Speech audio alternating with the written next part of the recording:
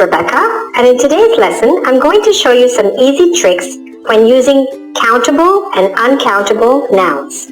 Okay? So first, let's just do a quick review. What is a noun? In English, a noun usually refers to a person, place, or thing. Okay? And nouns can actually be classified in many different ways. We have proper nouns and common nouns and so on. But for the purpose of this lesson, we're going to focus on one way of classifying nouns, which is whether we can count them or not. Now that can cause a little bit of confusion because sometimes you're not sure if a noun is something you can count or not. The ones you can count are usually pretty obvious. The ones that we call non-count or uncountable nouns are not so obvious, and therefore they cause a little bit of confusion for English learners. So I'm going to show you a way that you can distinguish between them and also a way that you can use them correctly afterwards in sentences. Okay, so let's look at the board. Okay, so first of all, let's look at some examples of countable nouns. So countable nouns are things you can count, like chair, chairs, table, tables, books, shops, markers, shirts, okay? They can be singular or plural, all right? And usually the plural form has an S. So those are the countable nouns. The uncountable nouns or the non-count nouns are ones which only have the singular form. They don't have a separate plural form, okay? So we can't say sugar and sugars. We can only say sugar, furniture, equipment, information, advice, or rain, okay? So these are examples of non-count nouns.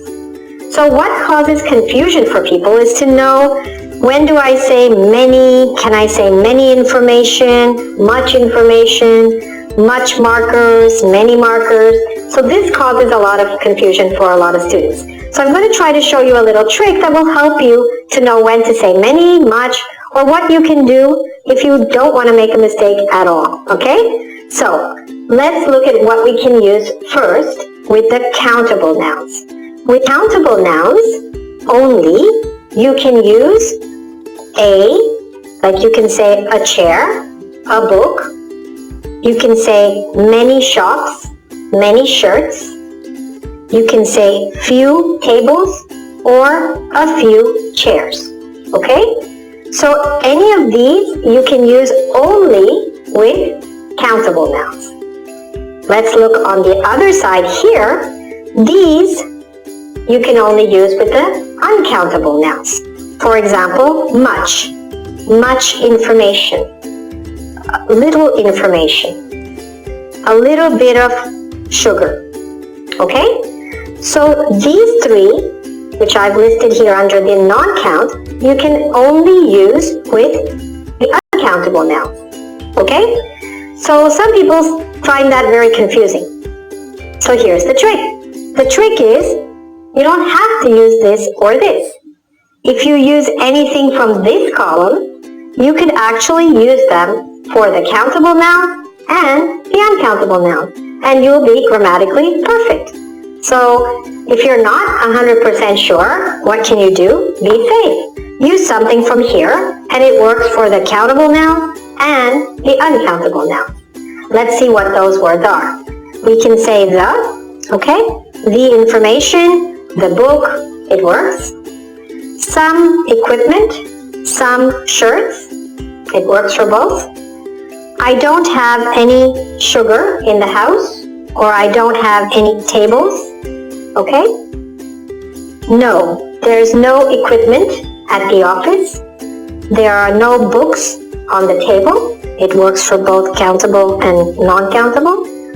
We can say, I have a lot of markers of different colors, or I have a lot of advice for you.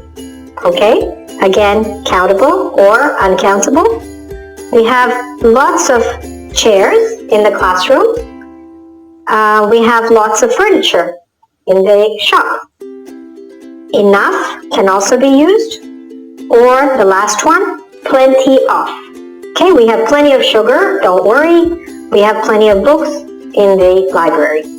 So, if you're not sure which adjective or article to use with the countable and non-countable nouns, use something from this column and you'll always be right. Okay?